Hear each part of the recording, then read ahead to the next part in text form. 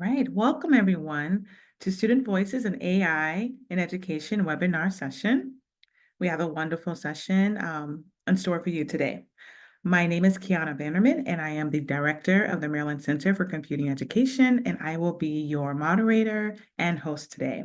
Now I'm going to turn it over to our speaker, our guest speaker today, to introduce herself. So, Charmaine. Thank you. My name is Charmaine Thompson. I am the Chief of Instructional Technology in Charles County Public Schools, one of our southern school districts. I've had the privilege to be in the district for over 7 years, though I've spent 25 years working and studying in the field of IT. I'm very passionate about instructional technology because it's constantly evolving. So that's why I'm excited to be here as a guest speaker today to talk about all things AI. Thank you, Charmaine. So now I'm going to give our guest panelists, our guest student panelists, a chance to introduce themselves. So Damilola, and I'm sorry if I'm mispronouncing your name, you can go ahead and introduce yourself. Hi, everyone. My name is Damilola. I'm a student at Thompson University, and I currently study information technology. And thank you so much for this opportunity. Thank you. Now I'm going to pass it over to Lusenie to introduce yourself. Hello, everyone. I'm sorry for the noise, but my name is Lusenie Turay. I'm a senior at Charles Supervised High School in Prince George's County, Maryland, and I'm enrolled in the Computer Information Systems program. I'm really excited to be here today. Thank you. All right, so now we're going to get ready to hear from our guest speaker. So I'm going to pass it back over to Charmaine. Thank you. If you don't mind, I would like to share some slides. So I'm going to bring them up if you don't mind. All right, give me a minute. All right. All right, can you all see my slides? Yes. All right, I'm going to move this panel so that it's not grayed out, so it's not blocking you guys. All right, I just wanted to first just give a brief overview of AI for sake of everyone on the call. If you don't know what it is and the types of AI impacting students. And then obviously, once I finish going over that and a few other things, I'll open it up to our student panel and we can discuss. So as you know, my name is Charmaine Thompson. I am the Chief of Instructional Technology in Charles County Public Schools. I'm just going to skip over this slide. I first wanted to start out with just some really quick stats that whether you know it or not, 7 out of 10 of our teens, roughly age 13 to 18, they currently or have already used AI or some type of AI. One of the big types of AI that I'll discuss today is called generative AI and how it impacts our students. And this is based on a research study done by Common Sense Media. Most report using AI for homework help, roughly 53%. So what is AI? I think a lot of times we assume everyone knows what it is. So I first wanted to just kind of give you a brief explanation of what artificial intelligence is.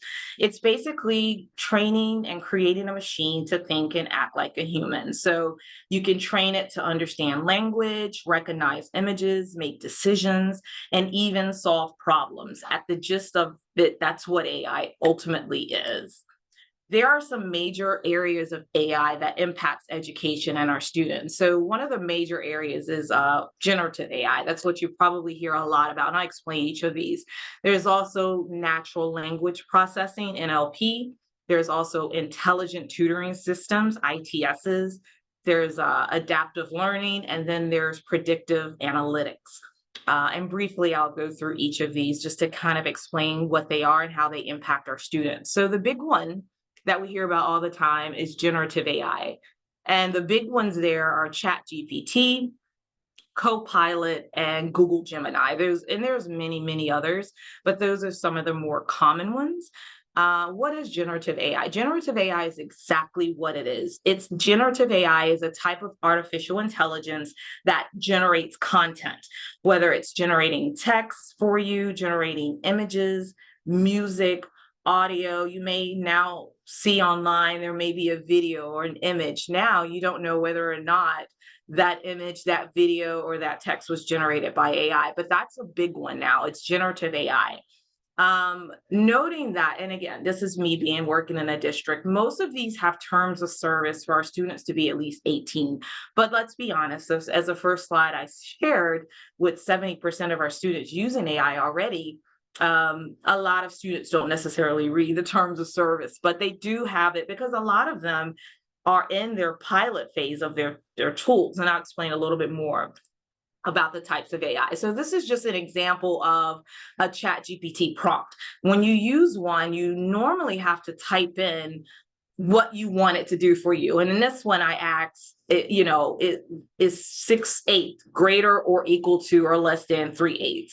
So you can see why it's very popular with students, right? Because they can easily go to any type of generative AI tool. This was a chat GPT prompt to give me the answer to a math problem. And the reason they're so popular, because it even tells you why that's the answer. So it's sort of like having a teacher in your computer or on your cell phone that's going to provide you this information that you need in real time, instantly.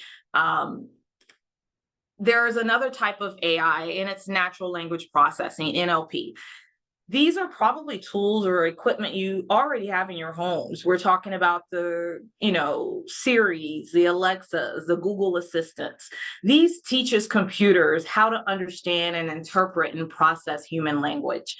So for instance, I have three children. I have a 21-year-old in college, I have an 18-year-old, and I have a 9-year-old. So is AI a part of their lives? Absolutely. Matter of fact, my daughter this morning asked Alexa how to say something in Korean. So she's learning Korean using our natural language processing tool in our home.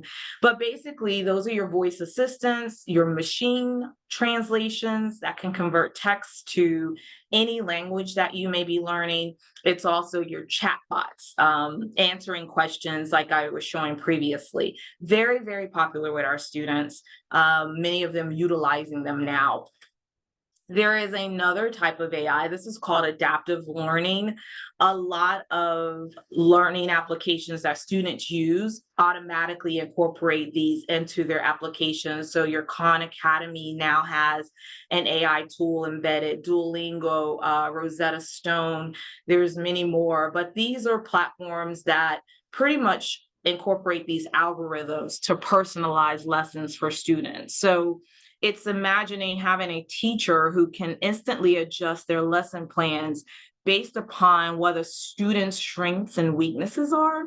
And there's really parents like this because it tailors the education for their child, increases their engagement, efficient learning. So imagine, if you're in college, or if you're in a classroom, you're sitting in the back of the room, unless that teacher directly comes and asks you, do you understand a lesson? With these AI adaptive learning tools, they can instantly adjust what that student's strengths and weaknesses are and adjust that lesson for them. So that kind of goes into one of the next AI tools that I wanted to discuss briefly, was intelligent tutoring systems.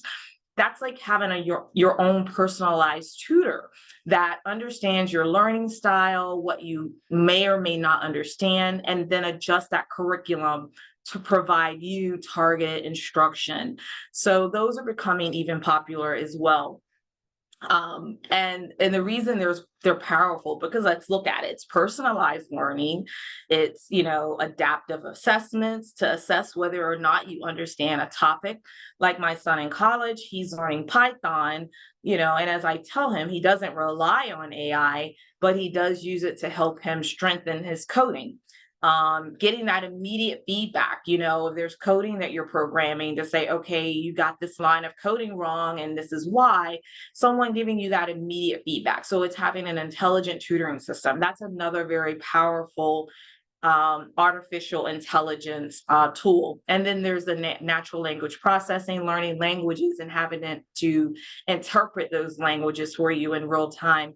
I think earlier in the chat, I saw someone add I think it was AI read tool that can automatically transcribe and give you the talking points of a webinar that you're on, and take notes and give you the highlights instantaneously. So, those are long and long are the days where you have note takers and having someone to kind of highlight what were the topics. You now have AI tools that will do that for you. And the last one I wanted to discuss is something more for leaders and school districts and colleges and university, but it's predictive analytics. But it's pretty much like having this crystal ball where it could look at all of the data, say for a student, courses that you've taken, analyze your data, look at patterns and trends of what courses that you've taken, what grades you've taken, what path and trajectory you're on, to give you suggestions for whether how you may perform later, career paths that you want to take. So there's a lot of tools that we're relying on now, school districts, colleges, universities, to help make decisions for students on down the line. Whether you even take a quiz online to figure out what should be my career path, I'm pretty sure many of you have done that. There now are AI tools that could kind of tell you, hey, you've taken these many math courses and you've made these grades, you're on the trajectory to not maybe do well. You might want to look at majoring in this or doing that. So there's also a lot of AI tools out now that will give you that kind of that crystal ball effect, right? To say, hey, this is where we think you need to focus on, or here are the courses we think you need to take. It's like having your own private guidance counselor that gives you that immediate assessment and feedback on your academic performance.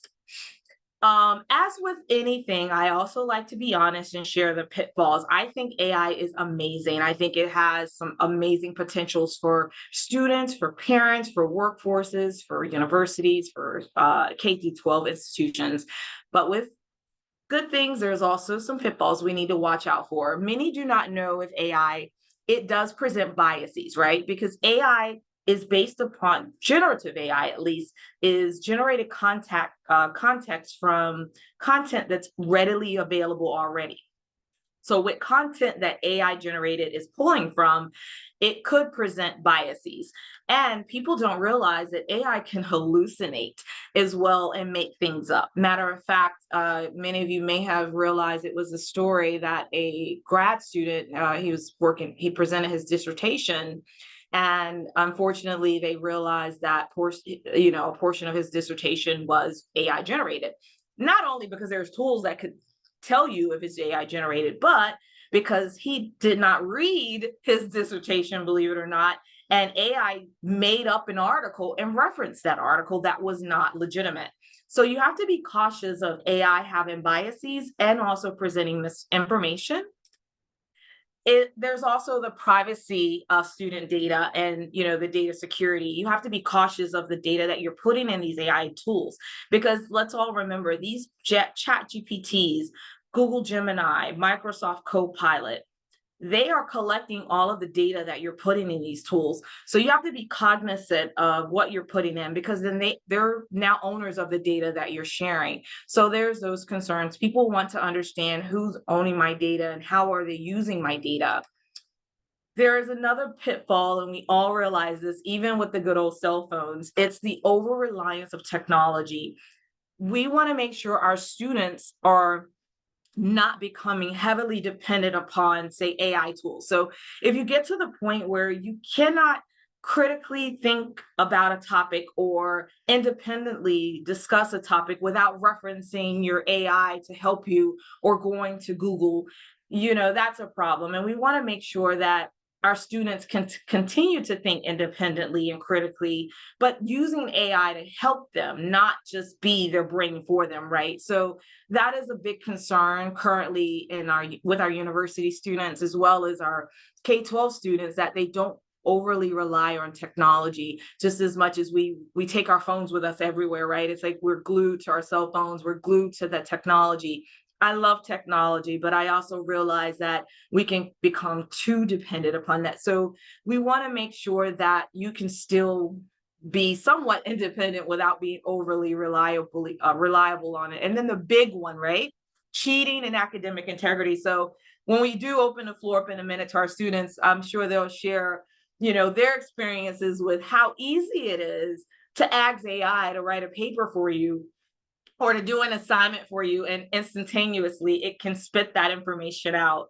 So we want to make sure that our students are using AI responsibly, that they're not just totally relying on it. As I mentioned earlier, my son in college, he's a junior at VCU studying computer science and with a minor in engineering, that as he's learning Python, a computer language, that he's not using AI to just generate code for him. You should still be able to articulate and, understand a topic and not use it to kind of think for you. Like, for instance, I may draft an email, right? I may drop my email in AI to say, can you rewrite this so that it flows better? Or you might use it to help generate your writing for you, not do it completely for you, where you may create a first draft.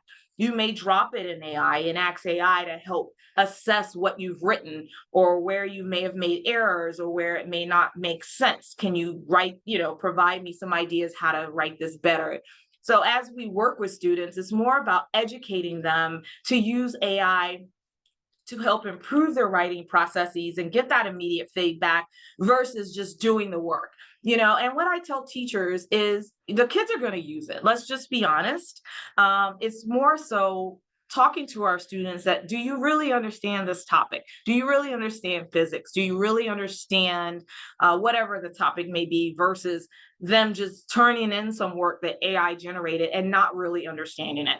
Like, if I get an assignment from a student, if I could tell it was AI generated, I use that as a teachable moment. I counsel with that student and say, okay, I know you used AI to generate this, but I want you to be able to have a conversation with me about this topic. If they can't sit and have a conversation with me about it for 5 minutes, then we have that conversation to say, okay, why did you use AI? Either A, you waited to the last minute to turn this in, or B, you really don't understand the topic, and I want to, as your instructor, help make you understand and how to have better studying habits. Because most of the time with our students, they fall in those two categories. Either they waited to the last minute to turn something in, so they turn to AI to help them, or they really didn't understand the lesson, so they use AI because they don't understand. So I tell teachers, rather than being punitive and embarrassing our kids, have these conversations with them. Did you really understand the topic, or did you really wait to the last minute and you just didn't want to stay up to midnight to do this? So having those kind of conversations with our kids. And this is just something I put in here, but a lot of school districts and universities now are having to relook at their student codes of conduct on AI, more so around the topic of academic dishonesty. Here in Charles County, we have an AI task force we've put together to kind of look at our policies to see where we can make adjustments in our academic dishonest policy around plagiarism, cheating, and copyright misuse, just not totally taking what AI generated and putting it in and then turning it in, helping our students understand that that is plagiarism still, even though it's technically a machine that did it and not a human. The potential in education, and we'll talk about this, I'm sure, in a minute. I'll be closing up in a minute to open the floor to our students, but where's the potential of AI in education? I think the opportunities are endless. Personalized learning experiences, right? What I mentioned earlier, for students to be able to have a machine to really assess their weaknesses and their strengths and to help them understand things better. Language practicing, as I told you earlier, my 9-year-old just wants to learn Korean.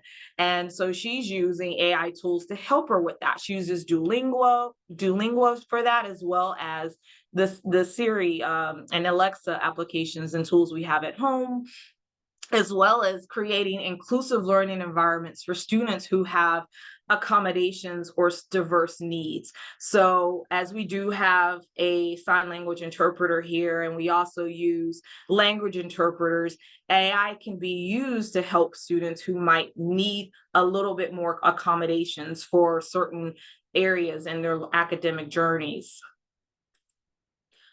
Just some real quick tips for success, and I'll be done here. But if anything, I tell students, educate. If you're a parent, if you're an educator, you're a district employee, a university faculty member, if you don't know what AI is, get out here, learn about it. Don't be afraid of it, play with it, jump in, learn about it. My office, we do webinars a lot. We open them up to the community. I encourage you, just as you've logged into this webinar series, any opportunity there is out there to learn about it, learn about it. And don't be afraid, just create an account and start playing with it. Explore some of the popular AI tools I mentioned earlier. There's ChatGPT, there's Microsoft Copilot, there's Google Gemini. Just as we end this webinar, there will probably be thousands more created. Embrace it. Just as we had to embrace the internet when it came into prominence, embrace AI. Don't be afraid of it. I think what teachers immediately think, or university professors, when they think or see AI on a student's device, oh, they're cheating. No, we're using it, like, help educate kids how to use it responsibly to empower them, right? We want to empower students to make informed decisions and think critically and independently, right? And use technology responsibly. As I say, I'm not a punitive type of leader. I'm more of the one to say, okay, I see you used it in the wrong way. Let me help you use it the right way. So it's really getting out here and helping educate our leaders, our professors, our teachers, and even our students that if you're going to use it ethically, use it responsibly, and also be able to have an intelligent conversation about something where you're not caught in something and you don't know how to explain it. Just like with that student who turned in his dissertation paper and one of the articles was completely made up. So if you're going to cheat, at least read what it spit out. It's not to say I'm telling you to cheat, but at least understand what it is that it's saying and understanding so you can have an intelligent conversation. I will share this with the moderator here today. So these are some resources for students and parents. Common Sense Media has some amazing resources. Internet Matters. There's an AI Revolution by Global at gcfglobal.org. There's a free online course about AI. I think you definitely should take advantage of that. There's a lot of information that is out there. And again, I'll share this after this webinar, but I now want to just kind of stop and pause and open it up to our students that are on this call. Let me stop sharing here. All right. Thank you. Thank you, Charmaine, for that presentation. That was really great. A lot of wonderful information. And thank you for being willing to share the slides with us. And we'll make sure that the audience here receive a copy of those slides. So thank you again. All right. So now we're going to open it up to our guest student panelists. So I'm going to ask them some questions about their experience with AI in education. Okay, so we'll start with you, Damilola, and just bear with me, okay? I'm going to just open it up with an opening question. And the opening question is, when did you first encounter a generative AI like ChatGPT or Gemini? I believe my first time encountering generative AI was probably during college. I remember a lot of students posting on like social media talking about like they could do people's essays for like a really low price.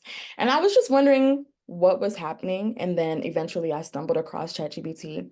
And honestly, I was pretty astonished by it. I was really astonished on how easy it was able to create essays or create answers in like an instant. It was like having an on-site tutor.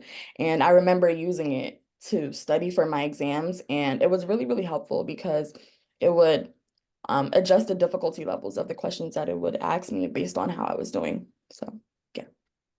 Thank you. Lusenie, same question. When did you first encounter a generative AI like ChatGPT or Gemini? I have a very similar experience to Damilola. I remember seeing videos again, social media, using ChatGPT, I guess, first came out and people knew about it. I remember seeing videos of people testing it out, and I wanted to try it as well. So I remember going in, question, hey, how do you do this? And gave me an explanation, like step by step, on how to do some of the things that I did. And that was my very first experience with it. Great. Thank you, Lusenie. And just to let you know, it's a little hard to hear you. So if you want, you can check your audio. I'll go on to the next question with Damilola while you're checking your audio, okay? So that we just want to make sure we hear your answers. We know they're going to be great. And so we really want to hear what you have to say. Okay. All right. So Damilola, I'm going to ask you the next question. And that question is, how has AI impacted your overall learning experience? Okay, so I currently study at Thompson University as an information technology student, and I can say that AI has completely changed how I learn. Like I said earlier, it feels like I have like a personal tutor 24/7. For example, when I study new technical concepts like prompt engineering, AI is able to provide tools for like immediate feedback on how to improve my prompts or help me refine them for a specific task. For example, I actually recently did a project where I had to create an AI chatbot that would serve as a museum curator. I had to feed ChatGPT different prompts and refine them until it achieved the goal of only giving me accurate information on that particular museum. I've also been learning about concepts like RLFH, which stands for Reinforcement Learning for Human Feedback. And this is where AI is tuned based on human feedback. And then using AI has definitely made it easier for me because it helps to break down these topics into manageable pieces, and it gives me real life examples on how they're used in training models. Sometimes it can feel like AI oversimplifies the topics or leads me to a quote unquote right answer rather than truly exploring and understanding the material in depth. Thank you, Damilola. Thank you so much.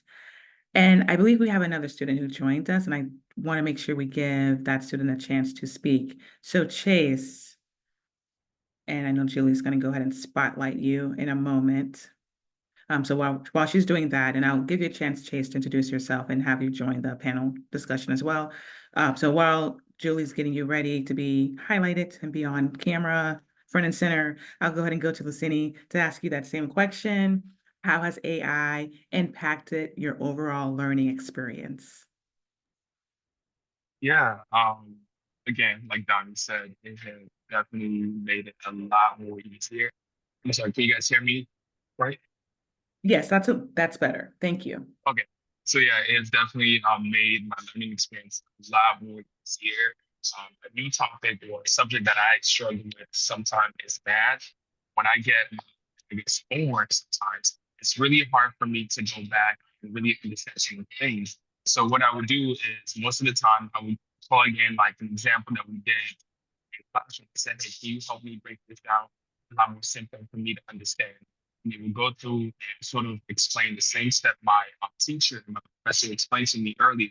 So just to remind me again, different steps I would take in class to help me solve that problem. It's definitely made that a lot more easier for me. And outside of school, it's definitely helped me explore my options in terms of career field. Since I'm currently a senior in high school, I'm looking into possible career fields and majors that I wanted to go into when I get to college. So one of the times I'm bored, I would just go on there and say, hey, I'm this major, STEM major, say I'm an electrical engineering major. Can you give me some simple project idea I can do right now? Help me just get an introduction to that field. It will give me examples of things to do just to get me started in that. So it's definitely helped me explore my options for that, not only in school, but also outside of school. Thank you, Lusenie, for that. All right, so Chase, I want to first give you a moment to introduce yourself, and then we'll start with the opening question with you. When did you first encounter generative AI like ChatGPT or Gemini?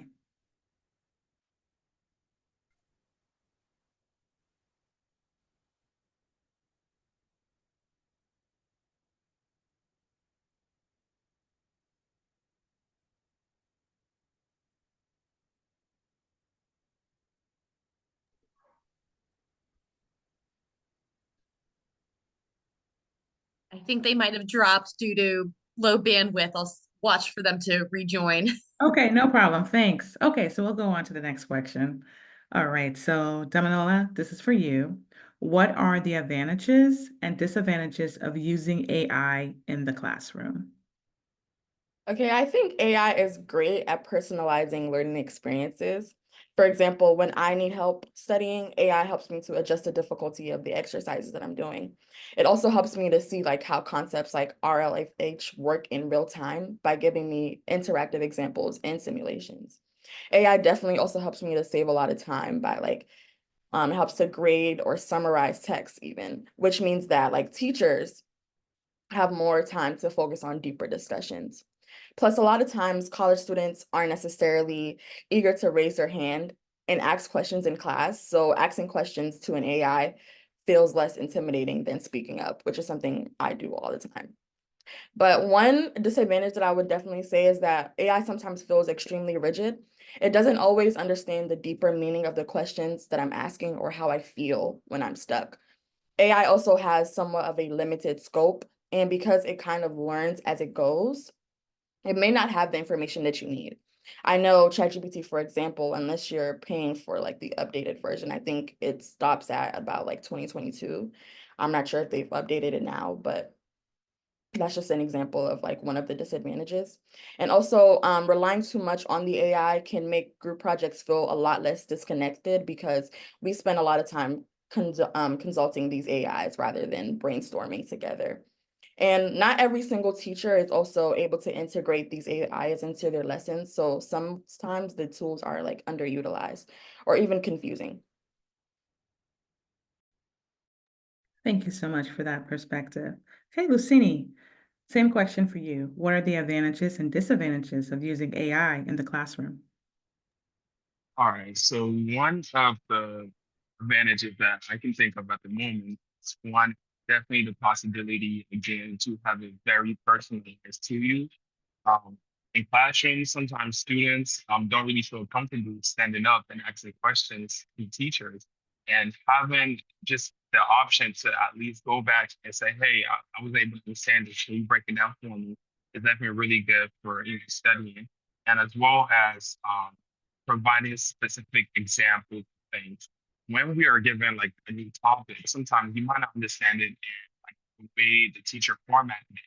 So going back and say, hey, can you reword this into simpler words for me to understand?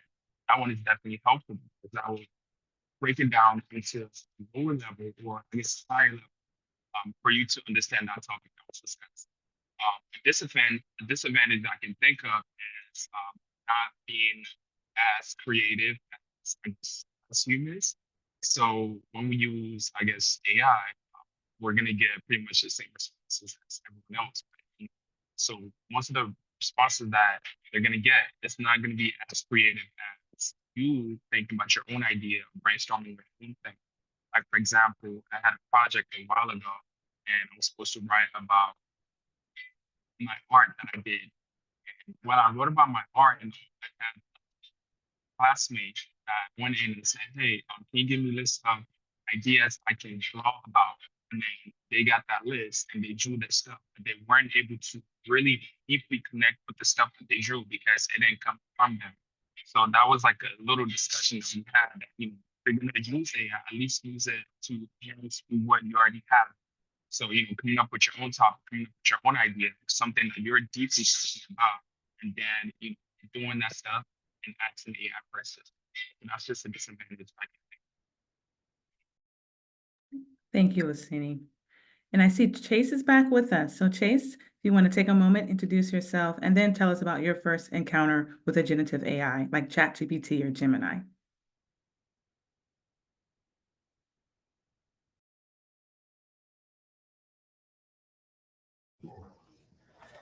Hi, my name is Chase Saltzman. I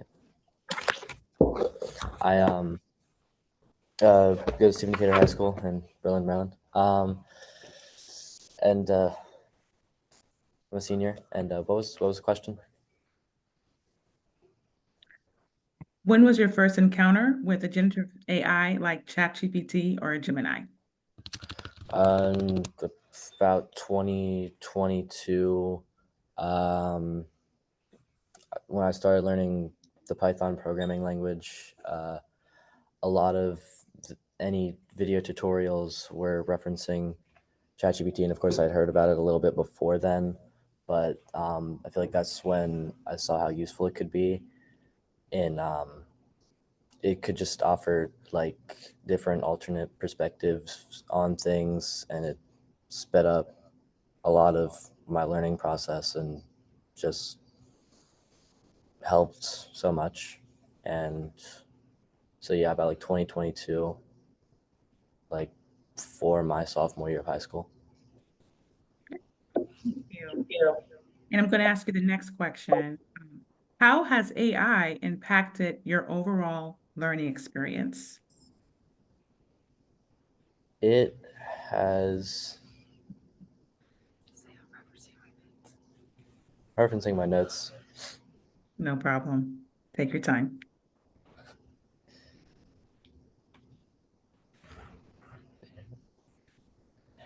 Okay, AI has impacted my overall learning experience by being it has been a big help with, because when it's basically sort of similar to looking up answers on Google or any search engine, but reading something in natural language helps a lot with understanding. And having a source where you can just keep asking questions without it getting impatient with you is very helpful. And I feel like my learning experience has been a lot smoother than it would have been without AI. Thank you. And I'm going to ask you the next question.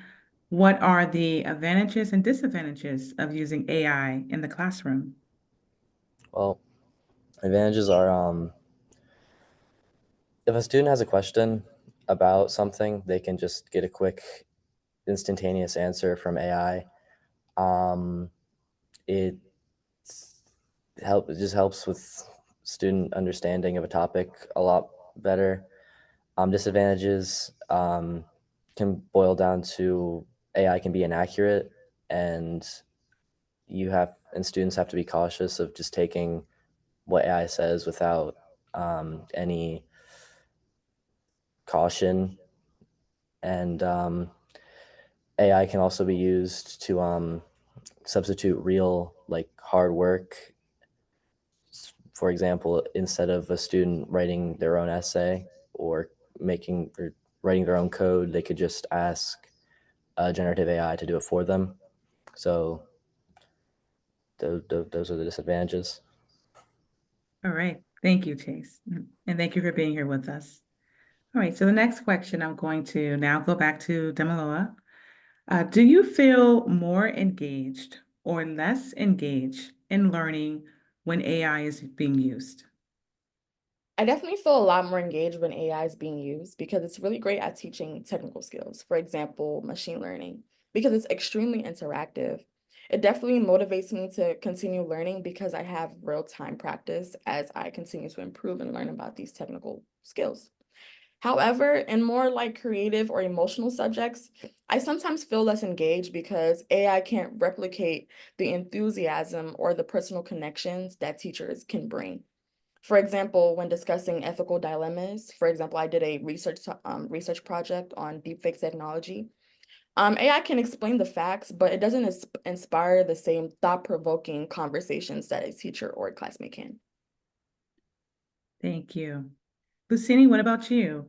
Do you feel more engaged or less engaged in learning when AI is being used? Um, I would say it really depends on, I guess, the subject or the topic that is being discussed.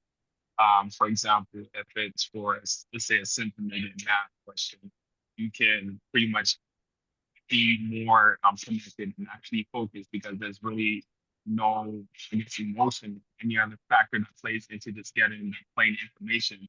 But when it comes to another topic stated earlier, when it comes to more, say, arts related topic, it won't be able to really deeply explain that type of stuff like that, especially now with the generated art AI that's out there. You can't really be able to actually know what was the thought, what was the meaning behind what was created if you do that compared to, for example, making your own art and actually knowing what you think in the process and that what was your inspiration behind that piece. So I would say it really depends the topic that's been discussed. But for more technical side, I would say I do feel more engaged in terms of humanity stuff. Look, I would say Thank you. All right, Chase, what about you?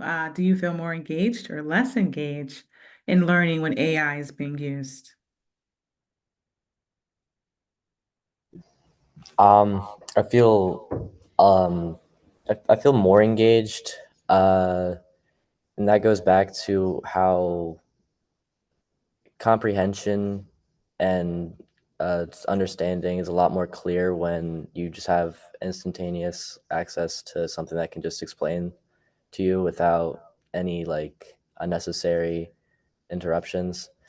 And of course, it lacks like the vital like human connection of like teacher to student, but when it comes to just like learning and education, I feel as though the use of AI really brings that to another level. And furthermore, students that have learning troubles or speak foreign languages, generative AI helps a lot with communicating to them. Thank you. Okay, next question. I'm going to come back over to you, Damilola. How has AI changed the way you interact with teachers and your classmates? I would say that AI has made me more independent in finding answers. For example, I often use AI to practice writing better prompts or to clarify technical terms before class. This makes me feel a lot more confident when participating in discussions. And when it comes to my classmates, AI sometimes creates a barrier because we're all focused on our own individual screens rather than collaborating. For instance, when we are working on a group project, we might spend more time asking the AI for insights. With teachers, AI has definitely made the interactions a lot more efficient, but a lot less personal. I get instant answers from AI, but I sometimes miss the deeper and more spontaneous conversations that happen when discussing these topics face to face. It's also always beneficial to gain insights from different human perspectives rather than an AI that is tailored to give you one specific type of answer. Thank you for that. Lusenie, how has AI changed the way you interact with your teachers and your classmates? I would say, in terms of interactions with my classmates, it's definitely illuminated that time that we spent together. Um, Got stated earlier, don't get that time to really build that connection together, think of ideas together, which I believe is really important when you're working on any group project or when you're just in classroom to have that connection with your classmates and to be able to explore ideas together instead, you don't really have that opportunity to build that friendship with, each other because we're all just focused on doing things together. And with teachers, I do believe that it has eliminated time because I don't have the time to really build connections with teachers to ask them about questions that I actually can. And I feel like because of that, I won't be able to express my interest in teachers and build that connection with them because all my questions are being answered by AI. I won't be able to express to the teacher that I'm really interested in the topic. So they won't really have the chance to learn about me because I haven't experienced those questions to them because all my questions are being answered by ChatGPT. I think I don't have that opportunity to build that connection with the teacher and the teacher to know me on the personal level.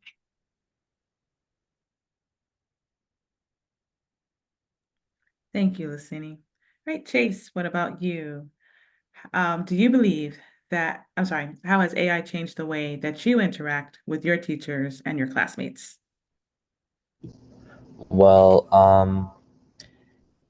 AI can help automate a lot of things for teachers, so it certainly allows for more one-on-one time and just with AI bringing like insight to like lesson plans and like automating grading, students can have more clear communication with teachers as they have more time to. And when it comes to communication with my classmates,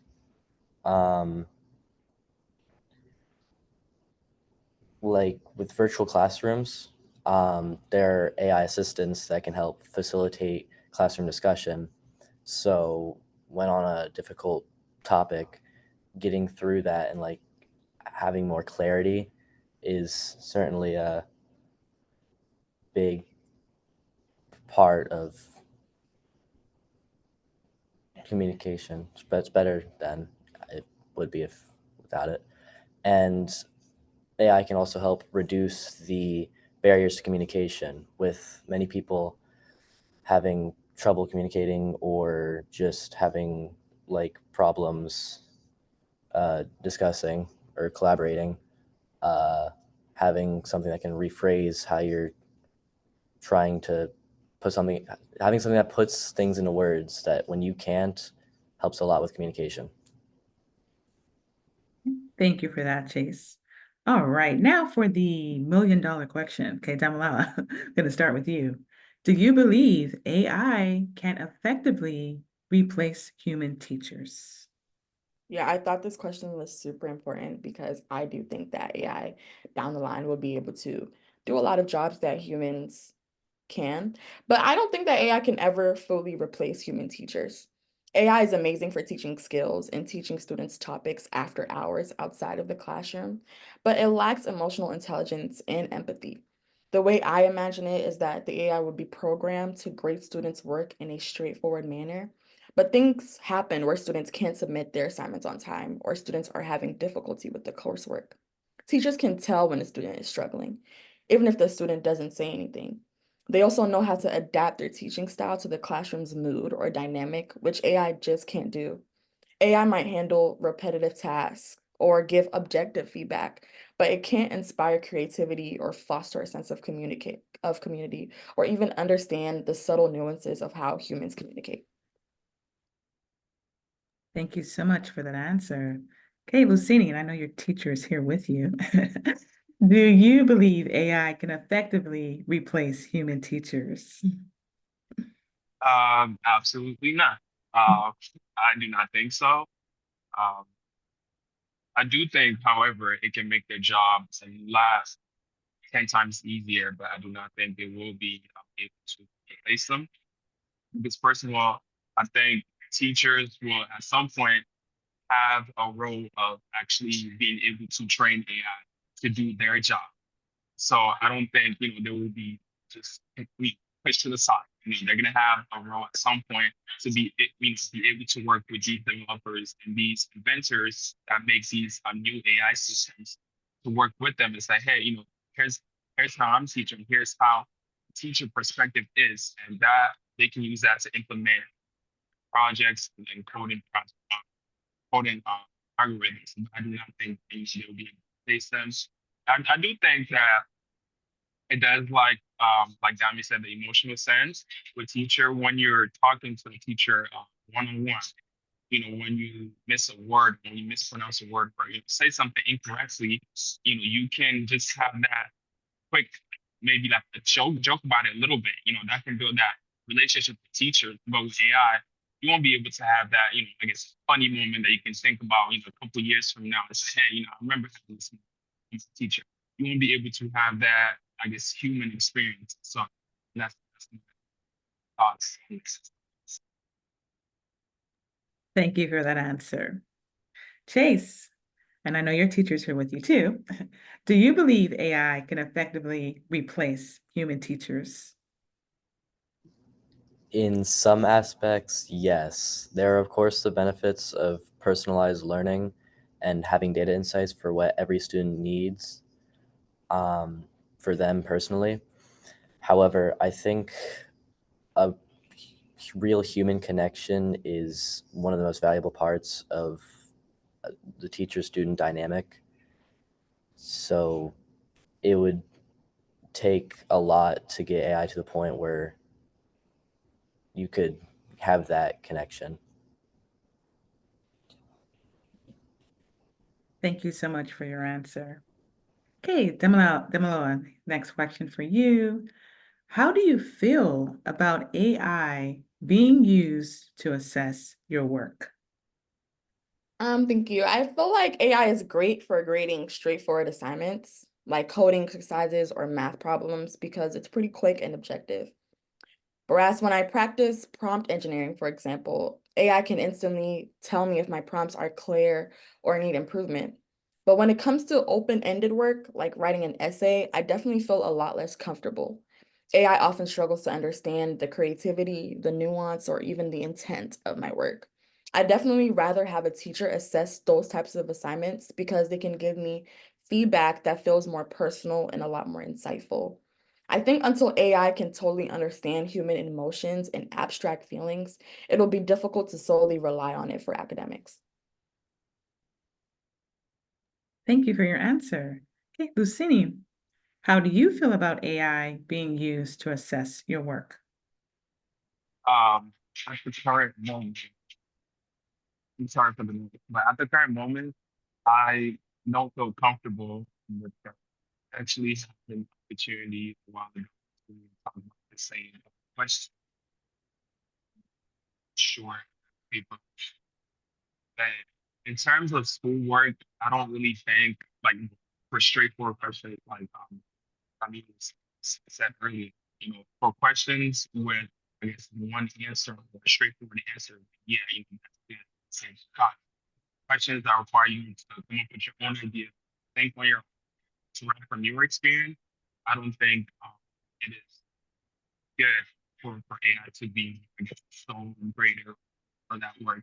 And in terms of like other things outside of work, for example, job applications or interviews, I don't believe AI should be used for that either because that genuine connection that you build with people that interview you can be a big factor in whether you get the job or not when you apply to an application.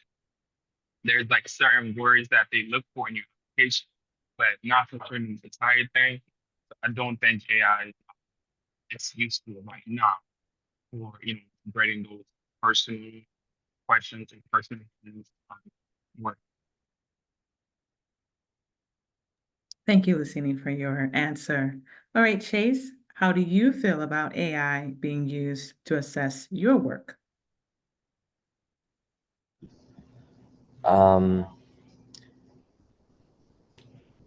Because AI has access to large a large swath of data, it knows what a good essay would look like, and then it could compare yours to that. And having that neutral resource that will just tell you what is objectively wrong is certainly very useful, but I would rather a human for right now.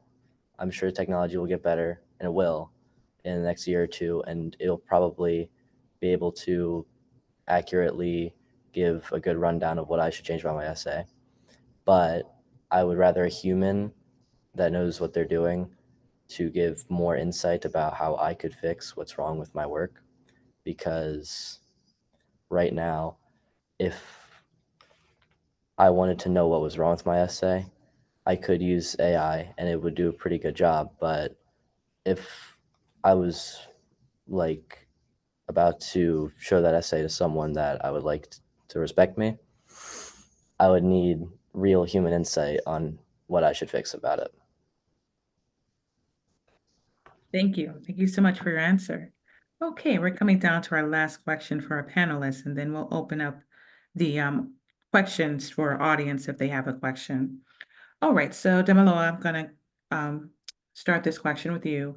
What do you think are the biggest challenges and opportunities for AI in education? Okay, so one big challenge is making technical concepts in AI easier for students to understand. These ideas are critical in understanding how AI learns and improves, but they're not always taught in a way that's accessible for beginners. Another challenge is ensuring that all schools and students have access to the same AI tools. If some students don't have the technology, it creates a gap in learning opportunities. This is something that I see every day in the classroom because there are students who were introduced to technology at home from a young age, which prompted them to choose a tech-related major, as opposed to students who are just learning about it when they get to college. There's also a risk of students relying too much on AI for answers, which might reduce their critical thinking and creativity.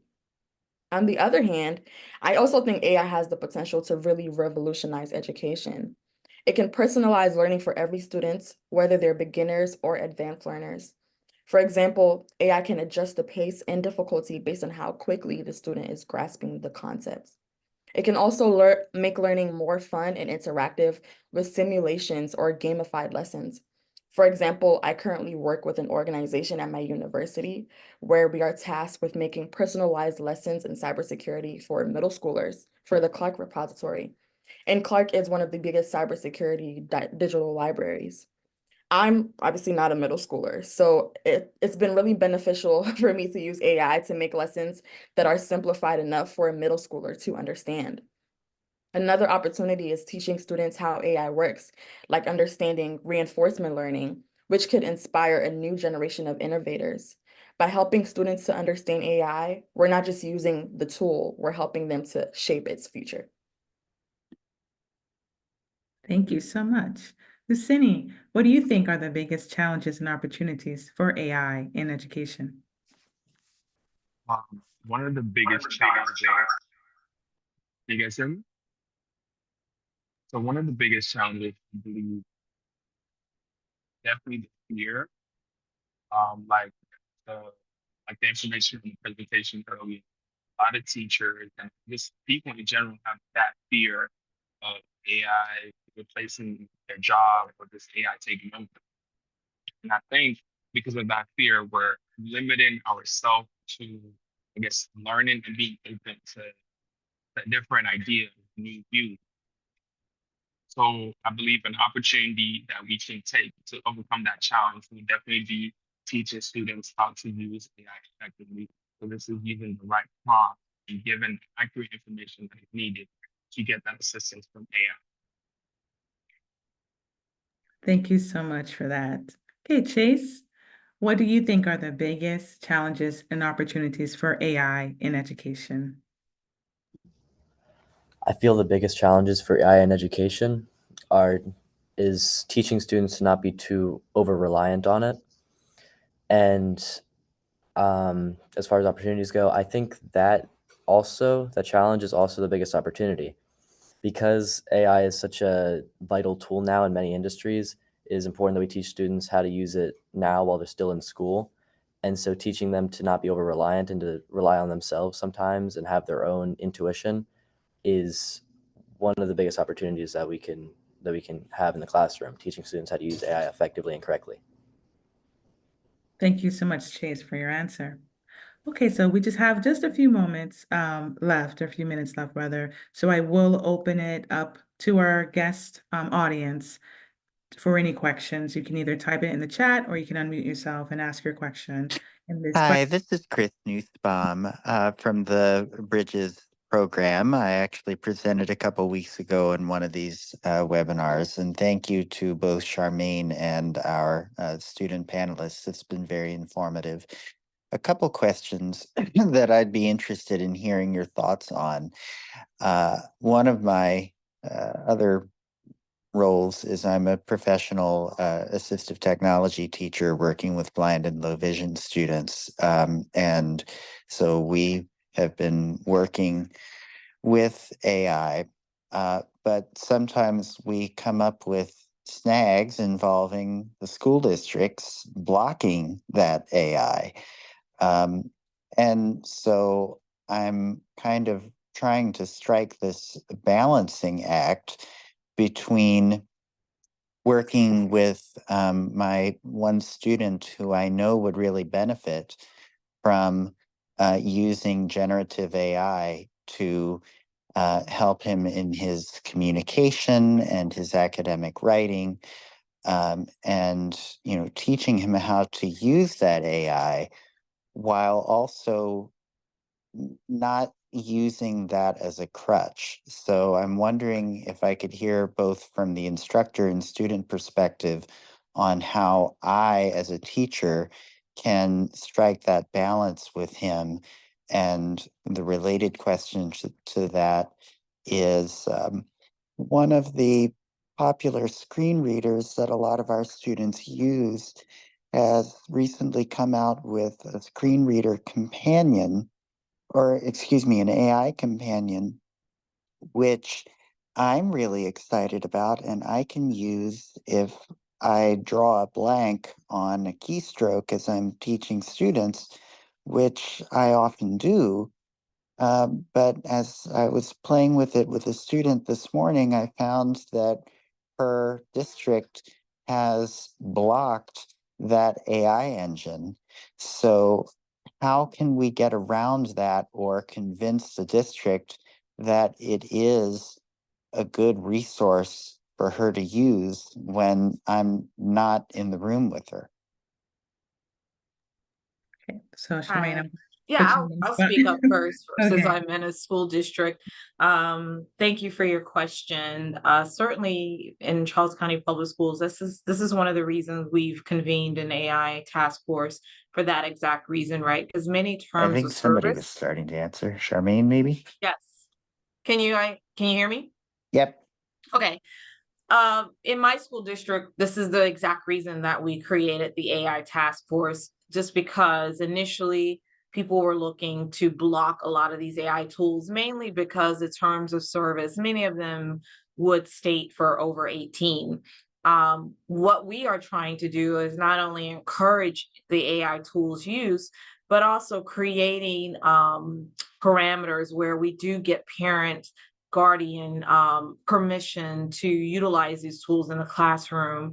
I think these are the kind of conversations that we are having here in our district as well, because you're right. Some of the tools they are blocked because of the terms of usage for some of our younger students, but also looking at, okay, but this is also something that can help the student, as you mentioned, with the companion for screen readers.